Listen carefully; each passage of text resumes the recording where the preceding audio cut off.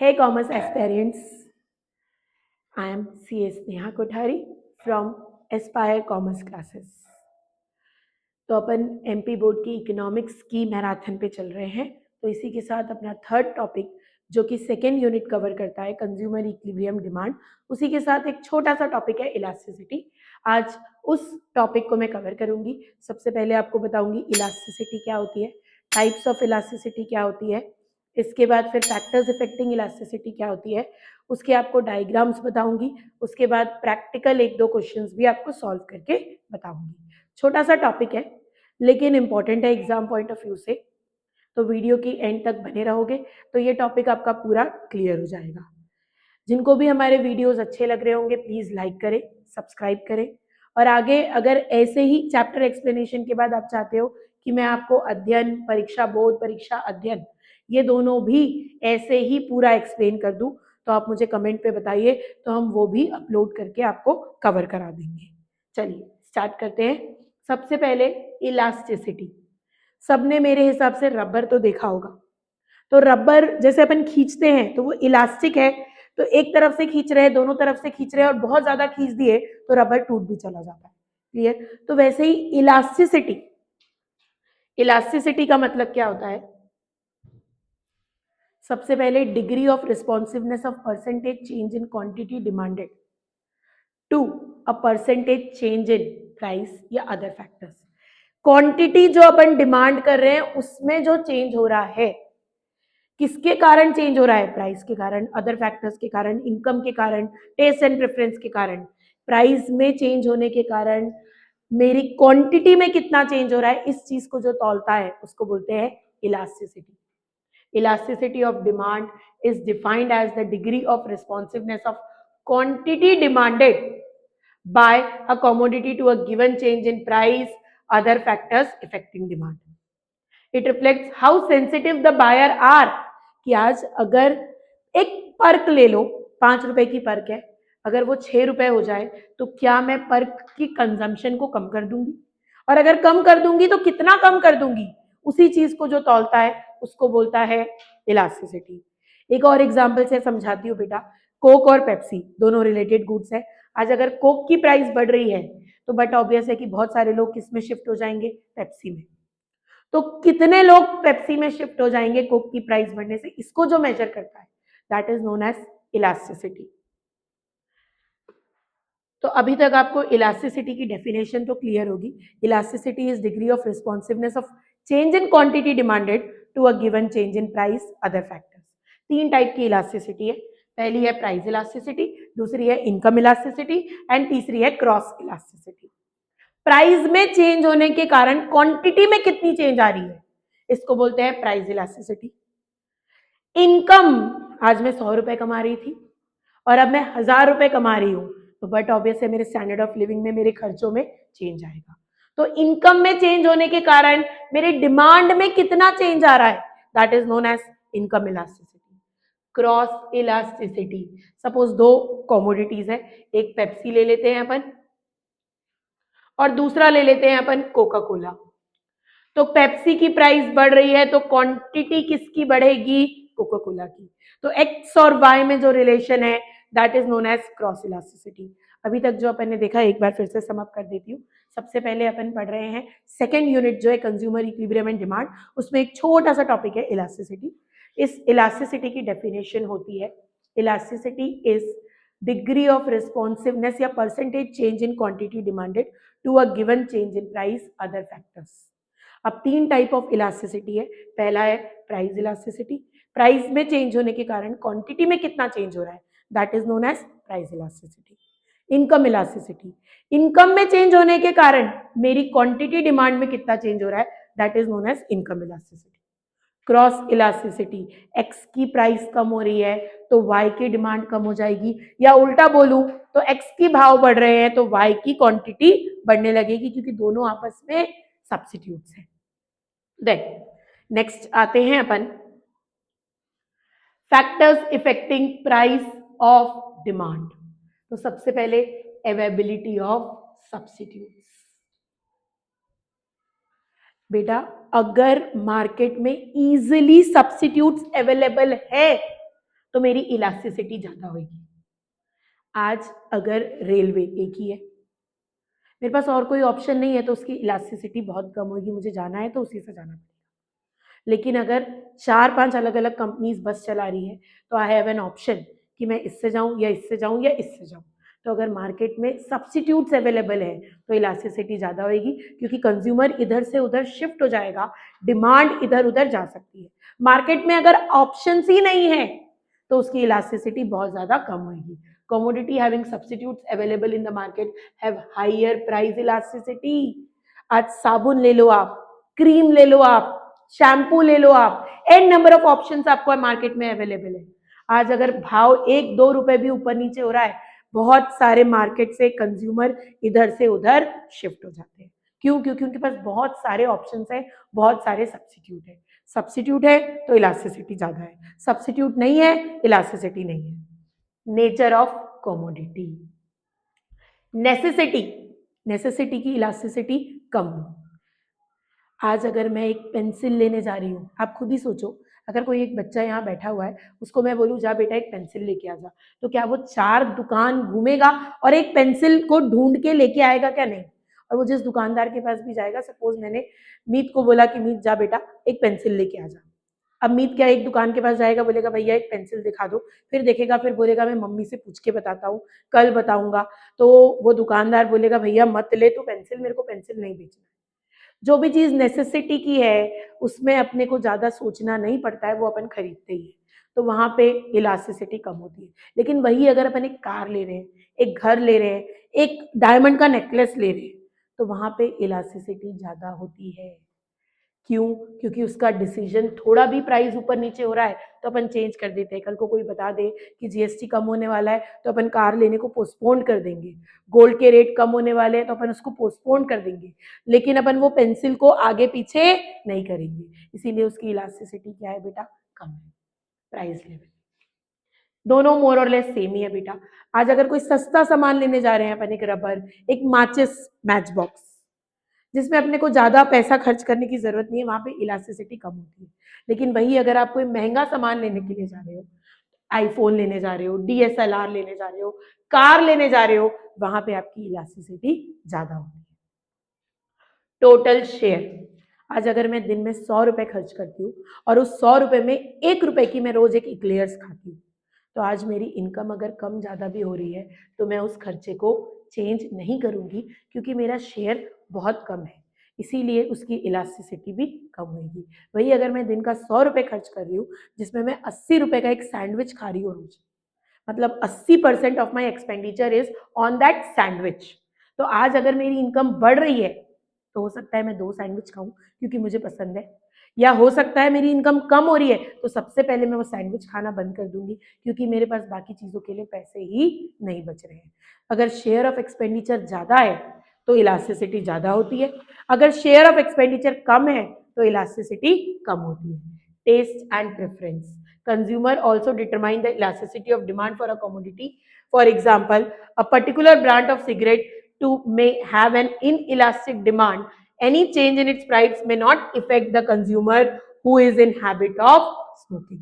आज मुझे एक गुची का बैग लेना है तो लेना है, उसकी भाव बढ़े या कम होए, मेरे को उससे कोई मतलब नहीं है। किसी को ये वाले ब्रांड की सिगरेट कंज्यूम करना है, क्योंकि उसकी इलास्टिसिटी उसके लिए मैटर नहीं करती है। तो सबसे पहले अपन ने पढ़ा इलास्टिसिटी। तो elasticity refers to degree of responsiveness of change in quantity demanded to a given change in price, income, other factors. Basically 3 type की इलास्टिसिटी होती है, प्राइस, इनकम और क्रॉस इलास्टिसिटी। प्राइस, प्राइस में चेंज होने के कारण quantity में जितना चेंज हो रहा है, इस चीज को जो मेजर करता है उसको बोलते हैं price elasticity. Income elasticity, income में चेंज होने, जेब में गर्मी बढ़ रही है, ऑटोमेटिकली इलास्टिसिटी बढ़ जाएगी। जेब में गर्मी कम हो रही है, ऑटोमेटिकली इलास्टिसिटी कम हो जाएगी। क्रॉस इलास्टिसिटी, 2 प्रोडक्ट्स आपस में सब्स्टिट्यूट हो सकते हैं, आपस में कॉम्प्लीमेंट्री हो सकते हैं। सब्स्टिट्यूट और कॉम्प्लीमेंट्री क्या होता है, मैंने पहले वीडियो में अपलोड कर चुकी हूँ डिमांड वाली। सब्स्टिट्यूट गुड्स जो एक दूसरे के स्थान पे यूज होते हैं, एक की प्राइस बढ़ रही है, दूसरे की क्वांटिटी बढ़ जाएगी। देन इसके बाद अपन ने देखा फैक्टर्स इफेक्टिंग। तो सबसे पहला फैक्टर्स इफेक्टिंग था अवेलेबिलिटी ऑफ सब्स्टिट्यूट। मार्केट में अगर सब्स्टिट्यूट अवेलेबल हैं तो इलास्टिसिटी ज़्यादा होगी। मार्केट में अगर ऑप्शंस ही नहीं है तो इलास्टिसिटी कम होगी। नेचर ऑफ कमोडिटी, आज अगर मैं नेसेसिटी रोटी, नमक, शक्कर, दाल, चावल, पेंसिल, नेसेसिटी का सामान लेने जा रही हूँ तो वहां इलास्टिसिटी कम होगी। लेकिन अगर मैं लग्जरी का सामान लेने जा रही हूँ, कार, ज्वेलरीज, वहाँ इलास्टिसिटी ज़्यादा होगी। प्राइस लेवल, सस्ते सामान लेने जा रही हूँ, मैच बॉक्स, पेन, रबर, वहाँ इलास्टिसिटी कम होगी। लेकिन अगर महंगे सामान लेने जा रही हूँ वहाँ इलास्टिसिटी ज़्यादा होगी। पूरे खर्चे में अगर 1 रुपये मैं एक लेयर्स पे खर्च कर रही हूँ तो वहाँ मेरी इलास्टिसिटी कम होगी। लेकिन एक मार्जिनल पोर्शन में एक सैंडविच में खर्च कर रही हूँ तो वहाँ मेरी इलास्टिसिटी ज़्यादा होगी। टेस्ट एंड प्रेफरेंस, किसी की हैबिट बनी हुई है तो वहाँ इलास्टिसिटी कोई मैटर ही नहीं करती है। आगे देखते हैं अब अपन income level. If the income level of a consumer is high तो वहाँ उसकी इलास्टिसिटी बहुत कम होगी। आज अंबानी जी को कोई भी चीज़ खरीदनी है तो वो प्राइस या डिमांड के बारे में नहीं सोचेंगे। मेरी इनकम ज़्यादा है तो इलास्टिसिटी बहुत कम होगी और इनकम कम है तो इलास्टिसिटी ज़्यादा होगी। वेरियस यूजेस, आज अगर मैं पावर की बात करूँ, मिल्क की बात करूँ तो इसकी इलास्टिसिटी ज़्यादा होती है क्योंकि जैसे ही इसकी शॉर्टेज होती है अपन इसके यूज़ को रेस्ट्रिक्ट कर देते हैं। नेक्स्ट टॉपिक पे आते हैं बेटा, इंपॉर्टेंट टॉपिक है 5 डिग्रीज और टाइप्स ऑफ प्राइस इलास्टिसिटी। सबसे पहले मैं बात करती हूँ परफेक्टली इलास्टिक डिमांड। अपन यहाँ प्राइस और डिमांड का ही रिलेशन देख रहे हैं। अब देखो बेटा, सबसे पहली चीज जो मैं आपको समझाना चाह रही हूँ, परफेक्टली इलास्टिक मतलब मेरा जो ईडी है that is equal to infinity. Price constant है, नाच कौन रहा है? डिमांड। इसीलिए ये straight line parallel to X axis है। जब भी डिमांड ऊपर नीचे हो रहा है, प्राइस एकदम चुप बैठा है, उसको बोलते हैं perfectly elastic demand. Demand is said to be perfectly elastic if the demand for a given commodity changes to any extent without any change or very small change in price. Price में कोई change नहीं हो रहा है, demand ऊपर नीचे हो रहा है, उसको बोलते हैं परफेक्टली इलास्टिक डिमांड। सेकेंड, इसका just opposite perfectly in elastic demand. अब देखो, क्वांटिटी चुप बैठी है, प्राइस ऊपर नीचे हो रहा है। यहां पर मेरा जो ईडी होता है दैट इज 0। ये ऐसा straight line parallel to Y axis बनता है। ईडी अगर इंफिनिटी है पैरेलल टू एक्स एक्सेस, क्योंकि वहां पे डिमांड नाच रहा है, प्राइस चुप बैठा है। यहां पे प्राइस चुप बैठा है, क्वांटिटी चुप बैठी है, प्राइस चेंज हो रहा है। अपन ने सबसे पहले पढ़ा परफेक्टली इलास्टिक डिमांड, सेकेंड अपन ने पढ़ा परफेक्टली इन इलास्टिक डिमांड, और अब अपन आते हैं यूनिटरी इलास्टिक। ये भी मेरा 50% से बढ़ रहा है और ये भी मेरा 50% से कम हो रहा है। Percentage change in price is equal to percentage change in quantity. एक बढ़ रहा है तो दूसरा उतने से ही कम हो रहा है, तो मेरा ईडी हमेशा क्या होएगा? 1। नेक्स्ट, अब आते हैं अपन greater than unitary elastic. Price 50% से बढ़ रहा है, क्वांटिटी 50% से ज्यादा बढ़ रहा है, percentage change in price is less than या percentage change in quantity is greater than percentage change in price. तो यहाँ पे मेरे क्वांटिटी में ज्यादा चेंज हो रहा है, प्राइस में कम चेंज हो रहा है। When the proportionate change in demand is more than proportionate change in price. 4 अपन ने देख लिए हैं डिग्रीज। तो पहला अपन ने देखा परफेक्टली इलास्टिक। परफेक्टली इलास्टिक मतलब मेरा प्राइस चुप बैठा है, डिमांड ही चेंज हो रहा है, ED is equal to infinity. Second अपन ने देखा perfectly inelastic, just opposite, demand चुप बैठा है, प्राइस ही ऊपर नीचे हो रहा है, ईडी इज इक्वल टू 0। फिर अपन ने देखा परफेक्टली इलास्टिक, यूनिटरी इलास्टिक बोल दो आप, जिसमें ईडी हमेशा 1 होता है। जितने से डिमांड ऊपर नीचे हो रहा है, सेम उसी प्रपोर्शन में प्राइस भी ऊपर नीचे हो रहा है। Greater than unitary elastic, demand ज्यादा चेंज हो रहा है, प्राइस कम चेंज हो रहा है। लास्ट है लेस देन यूनिटरी इलास्टिक। यहाँ पे डिमांड कम चेंज हो रहा है और प्राइस ज्यादा चेंज हो रहा है, इसका जो ग्राफ होता है वो स्टीपर बनता है। स्टीपर मतलब ऐसा सीधे लाइन की तरह से। देन इसके बाद आते हैं अपन degree of price elasticity, method to measure price elasticity, point elasticity या ज्योमेट्रिक मेथड पे आते हैं। एक ग्राफ बनाएंगे अपन, यहाँ पे अलग अलग पॉइंट प्लॉट्स कर देंगे और हर प्लॉट के बेसिस पे अपन निकालेंगे। इसका फॉर्मूला होता है lower segment divided by upper segment. Price elasticity of demand by this method is measured at various points on the straight line demand curve. The demand curve is given and the elasticity at any point is measured by the formula lower segment divided by upper segment. अब मैं आपको ये major करके भी बताती हूँ। देखिए point, अगर मैं सबसे पहले सी की बात करूं तो सी दो इक्वल पॉइंट में डिवाइड कर रहा है, तो एसी और सीई, इसमें लोअर सेगमेंट क्या है बेटा, सीई, तो सीई डिवाइडेड बाय सीए दोनों बराबर है, इसलिए मेरा ईडी इलास्टिसिटी ऑफ डिमांड क्या आएगा, 1। पॉइंट बी की बात करूं तो अब देखो नीचे वाला बड़ा है, बीई डिवाइडेड बाय बीए, इसीलिए ईडी ग्रेटर देन 1 क्योंकि मेरा लोअर सेगमेंट बड़ा है। अब अगर मैं पॉइंट डी की बात करूं तो मेरा लोअर सेगमेंट छोटा हो गया है, डीई अपॉन डीए, इसलिए लेस देन 1। अब अगर मैं ए की बात करूं तो मेरा लोअर सेगमेंट ही है, अपर सेगमेंट तो 0 है, तो ये इंफिनिटी आ गया। वही अगर मैं इसमें बात करूं तो यहाँ मेरा लोअर सेगमेंट तो 0 है, इसीलिए मेरा आंसर भी क्या आएगा, 0। फॉर्मूला कुछ नहीं है, lower segment divided by upper segment. अगर टू इक्वल पार्ट्स में डिवाइड कर रहा है तो 1 आएगा, अगर लोअर सेगमेंट ज्यादा है ग्रेटर देन 1, अपर सेगमेंट ज्यादा है लेस देन 1, अगर ऊपर वाला सबसे टॉप मोस्ट पॉइंट पे कर रहे हैं इंफिनिटी, सबसे डाउन मोस्ट पॉइंट पे कर रहे हैं 0 आएगा। अब अपन प्रैक्टिकल फॉर्मूला सबसे पहले आपको समझाती हूँ। ED is equal to percentage change in quantity demanded divided by percentage change in price, या change in demand upon original demand into 100 divided by change in price divided by original price into 100। इसको अपन ऐसा भी लिख सकते हैं, change मतलब triangle Q upon Q into P upon triangle P. Q मतलब change in price और triangle Q मतलब चेंज इन क्वांटिटी डिमांडेड। ये फॉर्मूले से भी अपन क्वेश्चन सॉल्व कर सकते हैं। स्टार्ट करते हैं, एक क्वेश्चन मैं आपको सॉल्व करके बता देती हूँ, फिर मैं पूरे चैप्टर का एक बार आपको समरी दे दूंगी। A price of ₹6 per unit quantity demanded for a commodity is 50। Price मेरा ओरिजिनल प्राइस क्या है, 6 रुपए। इस प्राइस पे मेरी क्वांटिटी डिमांडेड कितनी है, 50। अब मेरा नया प्राइस हो रहा है 8 रुपए, क्योंकि प्राइस बढ़ रहा है बट ऑब्वियसली मेरी क्वांटिटी कम हो जाएगी, तो जो मेरी नई क्वांटिटी है वो 25 हो गई। चेंज इन प्राइस, प्राइस मेरा 2 रुपए से बढ़ गया और जो मेरी क्वांटिटी है वो 25 से कम हो गई। तो अब मैं फॉर्मूला लगा दूंगी, change in demand divided by change in price, original price into original demand.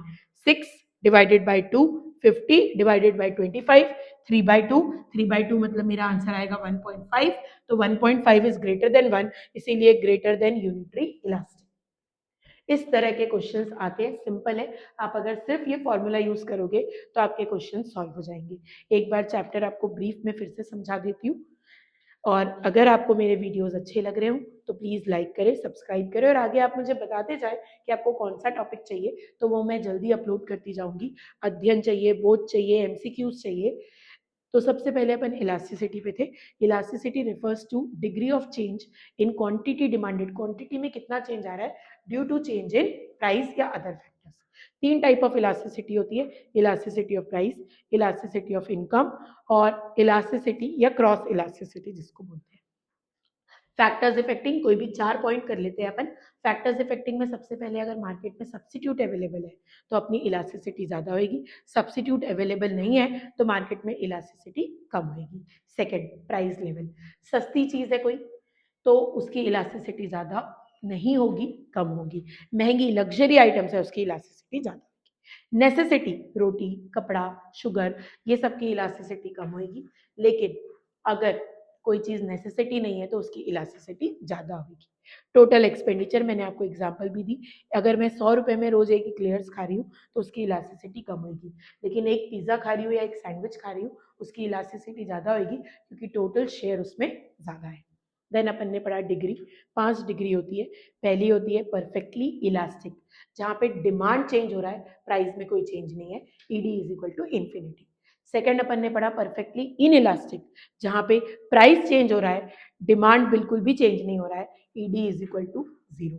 फिर अपन ने पढ़ा unitary elastic, perfectly unitary elastic, जहाँ पे ईडी 1 आता है, जितना चेंज प्राइस में हो रहा है सेम उतना ही चेंज डिमांड पे हो रहा है। देन अपन ने ग्रेटर देन पढ़ा, ग्रेटर देन में सबसे पहले प्राइस कम चेंज होता है, क्वांटिटी डिमांडेड ज़्यादा चेंज होता है। फिर लेस देन, यहाँ पे प्राइस ज़्यादा चेंज हो रहा है, क्वांटिटी डिमांडेड कम चेंज हो रहा है। फिर अपन ने ज्योमेट्रिक मेथड में एक ट्रायंगल बनाया और उसके 5 अलग अलग पॉइंट किए, A B C D E, lower segment divided by upper segment. Last में अपन ने एक फॉर्मूला देखा, percentage change in quantity demanded divided by percentage change in price into 100। Thank you very much. I hope आपको समझ में आ रहा होगा। प्लीज़ लाइक करें, सब्सक्राइब करें और आगे आपको क्या चाहिए कमेंट में बताते रहिए। Thank you very much. जय जिनेंद्र।